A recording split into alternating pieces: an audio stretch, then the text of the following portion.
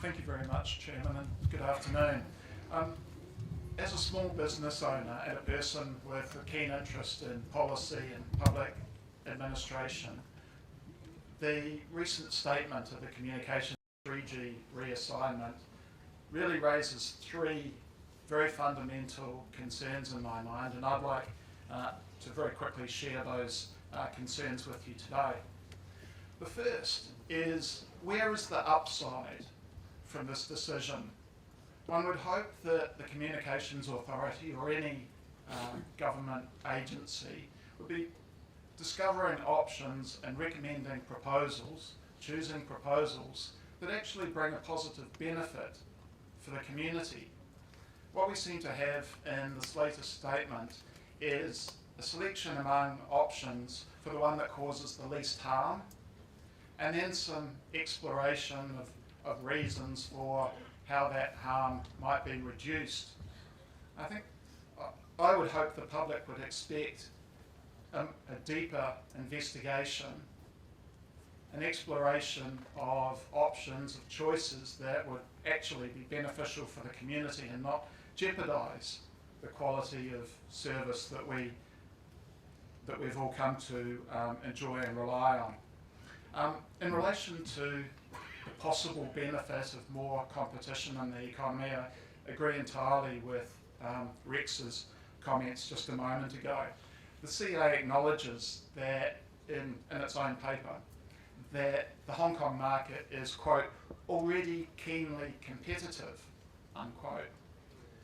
If this option 3 results in a new entrant coming into the market, well, it doesn't follow that a new competitor means increased competition. We've already got a very high degree of competition.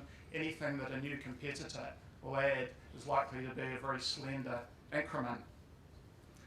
In its second consultation paper on this subject, the CA also acknowledged there was a possibility that the number of mobile operators could in fact diminish. We could see a reduction from 4 to 3 MNOs.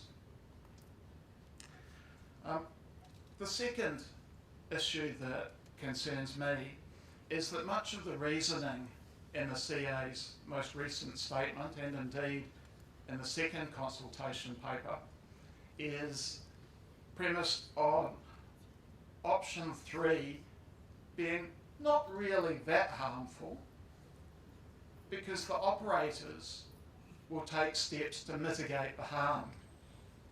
Now, it concerns me that a regulatory agency would be advocating a choice that potentially causes harm, if at least has a risk of causing a degradation in service. And the regulator's response to that is that, well, even if there's a risk of harm, the operators have commercial incentive to minimise that harm. The CA says that service continuity can be maintained, quote unquote.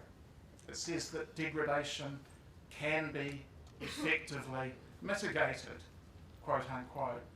So they're saying a potentially harmful, potentially adverse effect from this initiative is okay, but we shouldn't worry about it because the operators will fix it. They don't quantify the risk associated with this. The paper doesn't explore what would happen if operators can't afford to mitigate, if the options for mitigation actually don't work. So we don't really, we can't really estimate the potential mitigation that operators may be able to do. But there's also the deeper issue there. Is it appropriate for the government, for an agency, to choose an option that would cause harm, but for additional investment by the private sector? And thirdly, the CA's statement makes places heavy reliance on the obligation under the spectrum policy framework to adopt a market-based approach when spectrum needs to be allocated or assigned. And that's well and good. Market-based approaches have worked in the past and have worked in other places. But the CA in this case really explores only one market-based approach. One of the earlier speakers referred to the possibility of spectrum trading, and a number of the submissions to the CA discussed spectrum trading. That's an option where, if you're an operator and you own some spectrum, you can transfer it, you can assign it to another operator at any time if they're willing to bid, to pay you more than you feel it's worth, enough to change hands. The great advantage of that is it means there's a market for spectrum always operating. At any time, one operator might decide this piece of spectrum that you're using, I can make better use of, I'll pay you to take it off your hands so I can use it. By contrast, a spectrum auction only provides a market for the few days or the few hours that the auction is running. And then the winner has their spectrum for another 15 years or whatever the term might be. Now, in response to submissions recommending spectrum trading, the CA has said that matter requires study. It should be considered in the long term. It should be considered in detail as a separate exercise.